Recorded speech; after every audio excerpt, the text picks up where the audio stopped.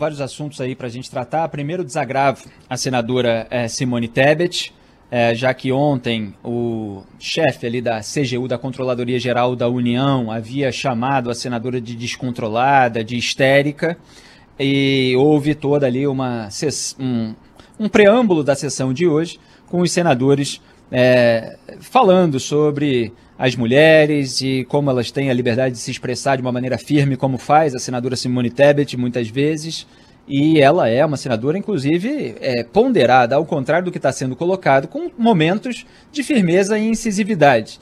E a palavra usada é uma palavra muito ruim, né, vinda de um homem para uma mulher, descontrolado, parece que a mulher precisaria estar sob controle. É claro que já havia ali um clima de tensão na CPI, porque o Wagner do Rosário estava se comportando como um militante bolsonarista, em vez de se comportar como chefe de um órgão técnico, que deveria estar fazendo um papel técnico e que poderia ter atuado antes de notícias terem vindo à tona pela imprensa, já que havia uma operação de busca e apreensão anterior, antes de que a CPI da pandemia tivesse jogado luz sobre determinados episódios, dos quais a gente falou ontem. Então havia ali um clima de tensão e isso resultou naquele tumulto final. Agora, a declaração do Omar Aziz, do presidente da CPI, é muito correta.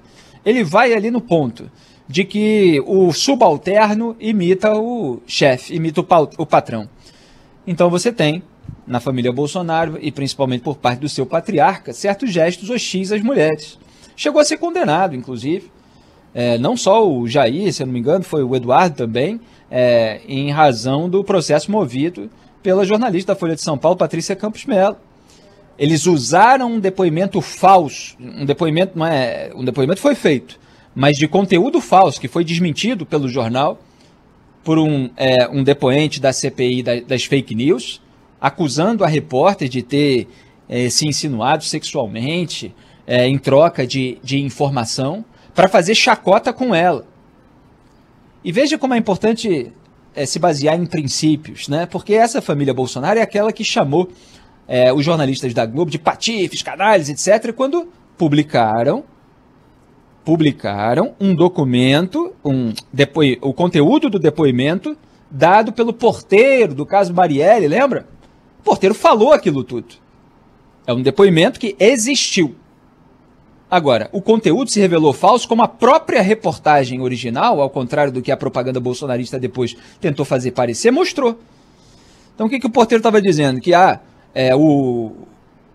houve um interfone ali, que a voz era do Jair para autorizar a entrada ali do Rony Lessa ou de alguém envolvido com ele no condomínio lá na Barra. E isso ele estava dando um depoimento meses depois do acontecido, estava se lembrando. Quer dizer, havia ali a hipótese de ter se equivocado ou de estar mentindo deliberadamente. E tudo isso precisava ser investigado e o governo, inclusive, na época, tomou iniciativas.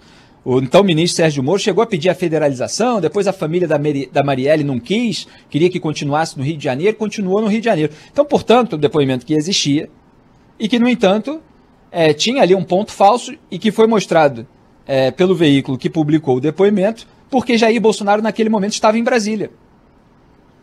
Agora, eles não hesitam em usar um depoimento de conteúdo falso, depoimento que existiu na CPI, para atacar uma repórter que foi alvo daquela mentira. Então, quando é com eles, todo mundo é canalha, todo mundo é patife. Agora, quando é com outros, eles montam em cima da mentira para fazer uma chacota maior ainda. Uma chacota perversa, né? Porque se falou ali de furo e tal, que resultou na devida condenação judicial. Então, você tem aí esse duplo padrão bolsonarista, porque eles agem contra as tribos rivais, contra quem eles consideram inimigos, e não agem por princípios e valores morais que são aplicáveis independentemente da situação. E, voltando aqui ao caso da Simone Tebet, o Omar Aziz falou exatamente isso, que o subalterno, colocando o Wagner Rosário, chefe da CGU, como subalterno de Jair Bolsonaro, que ele não deveria ser na prática, que é um órgão que deveria atuar com transparência. Colocando ali ele, portanto, como alguém que está imitando os gestos que são repetidos, são reiterados por parte da família Bolsonaro de hostilidade a mulheres que não compactuam com os seus métodos, que não compactuam com o seu desejo de que a sujeira da família seja devidamente acobertada. E nisso fez muito bem o presidente da CPI, Omar Aziz. E a Simone Tebet falou ali que realmente não é para as mulheres terem esse tipo de ofensa, etc. O Wagner Rosário fez um tweet ontem, aquela desculpa falsa, né? Que a pessoa fala assim, desculpa se eu ofendi. Se a pessoa, não é se eu ofendi, é se a pessoa se sentiu ofendida, né? Isso não é o verdadeiro pedido de desculpa. O verdadeiro pedido de desculpa é aquele que vem depois de um autoexame, depois de um arrependimento, e a pessoa pede desculpa pelo próprio ato, não pede desculpa se a outra pessoa se sentiu de determinado modo. Aí é melhor não pedir, né? Porque é um pedido falseado.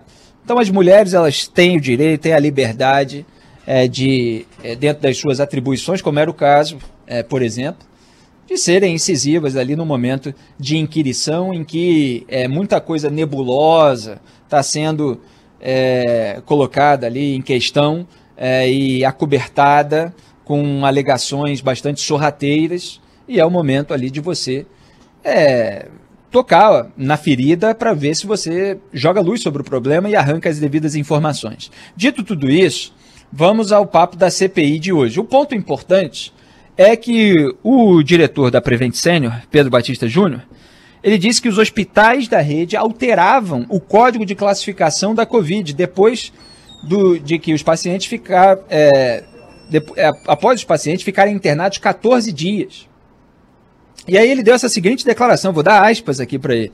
A mensagem é clara, todos os pacientes com suspeita ou confirmados de Covid na necessidade de isolamento quando entravam no hospital precisavam receber o B34.2, né? B34.2, que é o código de Covid. E após 14 dias, ou 21, para quem estava em UTI, se esses pacientes já tinham passado dessa data, o código poderia já ser modificado, porque eles não representavam mais risco para a população do hospital. Fecha aspas. O que ele está dizendo é que se modificava ali o código depois de tantos dias em que a pessoa não era mais considerada com Covid. Ora, esse procedimento, que está sendo aqui justificado por uma razão aparentemente técnica, mas para a própria identificação das pessoas nos hospitais e tal, ele gera um efeito dominó que é perverso. E é esse um dos pontos do escândalo que precisa ser investigado a fundo. Porque tem gente que morre por complicações decorrentes da Covid-19. E aí você não pode apagar a origem das complicações, que é a Covid-19. Então o que está sendo colocado é que a Prevent Senior fazia isso. Então você tem pessoas que morrem porque chegaram lá Covid-19, tiveram as complicações decorrentes, mas depois de tantos dias elas já não estão mais com a doença, só que elas estão sofrendo das consequências daquela doença. E aí, no prontuário, em toda a conclusão a respeito do caso, a Covid-19 some. Você imagina um outro caso, pessoa que cai aí de uma altura, de um primeiro andar de um prédio e tal. E aí depois se coloca lá, não, a pessoa morreu por, problemas cardíacos. Bom, problema cardíaco derivado de uma queda, né? Bateu no chão. Então a gente, quando vai contar essa história, a gente precisa contar a história completa. Não é uma pessoa que tinha doença, é uma pessoa que sofreu um impacto num acidente. E aí ela teve determinados tipos de problemas. Isso eu estou pegando aqui um episódio ilustrativo de acidente, para a imagem ficar mais falando de uma doença que surge desse vírus potencialmente letal, que é a Covid-19, que está em circulação no mundo inteiro.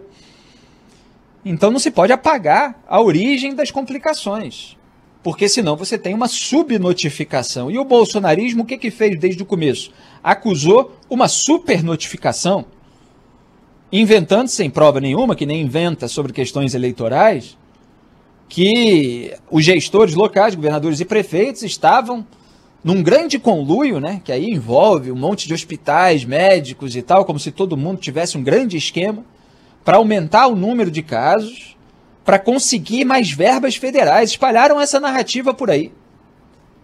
E de todas as frentes aí de apuração, o que aparece é cada vez mais hipótese de subnotificação, justamente porque a causa original está sendo ocultada.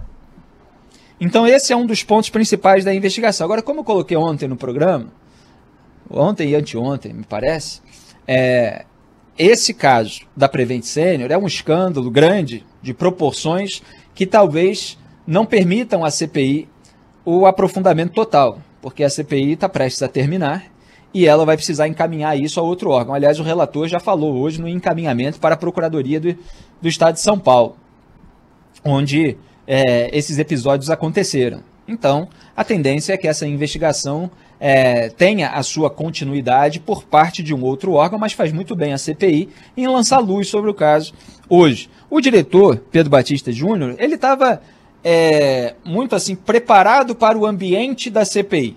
Certamente recebeu ali o media training dos seus advogados, das pessoas envolvidas, para não dar uma de Wagner do Rosário, até porque foi no dia seguinte a ele. Então, todos os momentos de provocação, então, ele falava, senador, peço ser respeitado, senador, sempre tentando trazer ali a alegação da operadora de saúde. Agora, esse ponto ficou bastante obscuro e, obviamente, a suspeita ali dos senadores de que houve uma ocultação da razão da morte de diversas pessoas. Teve o ponto a respeito do médico negacionista, aliás, a claque bolsonarista exaltou esse médico negacionista que, de acordo com a reportagem da revista Piauí, morreu de Covid-19. E isso foi ocultado por 123 profissionais, como eles colocam ali, se eu não me engano, esse é o número. A claque bolsonarista exaltou em vida e no dia da morte justamente pelo negacionismo, que foi colocado assim como a luz nas trevas atuais, aquela pessoa que trazia a luz.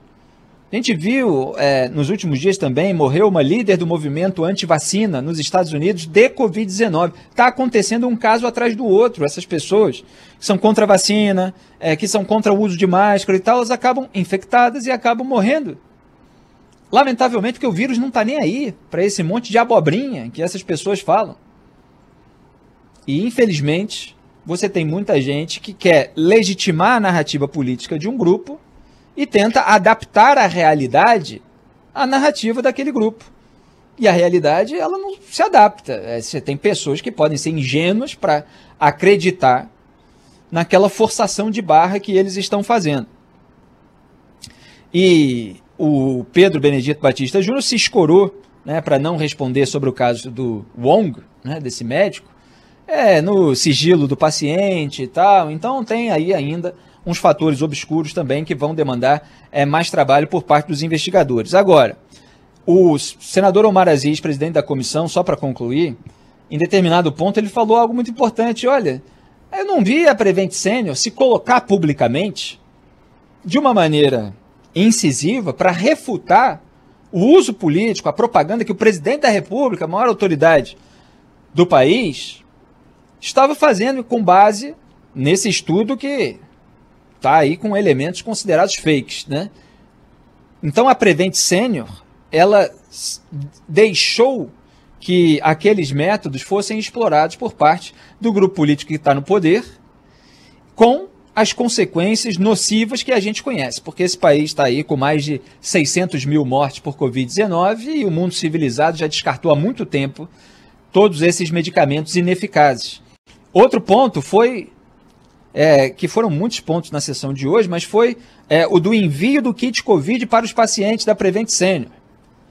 Qual é a estratégia também do diretor para desvincular a empresa daquilo que os médicos fazem? É colocar nas costas dos médicos a receita. Só que aí a CPI estava mostrando que os pacotinhos com os medicamentos eram padronizados. Então eram kits mesmo, de acordo com os senadores, que estavam sendo enviados, obedecendo a um padrão.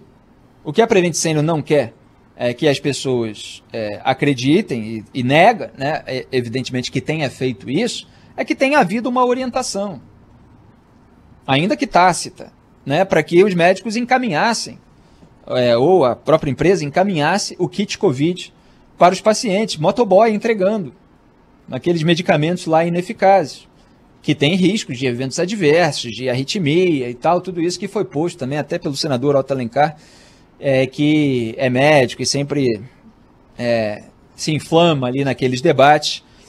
Então, tem vários elementos aí que são indícios fortes para uma investigação correspondente, e você tem a questão moral, a falta de uma reação devida. Pelo contrário, aliás, elemento que eu trago aqui, porque estava vendo antes do programa, que a conta de Twitter da Prevent Senior, ela inclusive estava compartilhando posts pró-cloroquina de canais, de sites bolsonaristas. Desses sites aí para os quais o Carluxo fez pressão para que se mantivesse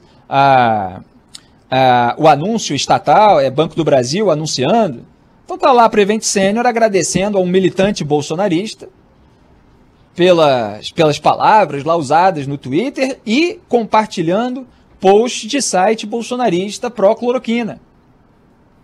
Então é bom que a CPI também investigue essa atuação nas redes sociais, quer dizer, a empresa se beneficiando da propaganda que o governo estava fazendo, das teses pré-concebidas pelo presidente, que eram reforçadas por aquele estudo. E aí ficou lá caladinha durante muito tempo, está dando agora explicações aparentemente técnicas para a CPI, porque foi confrontada por meio dessas reportagens. É uma investigação que ainda tem muito a avançar, e aparentemente tem um escândalo aí sim.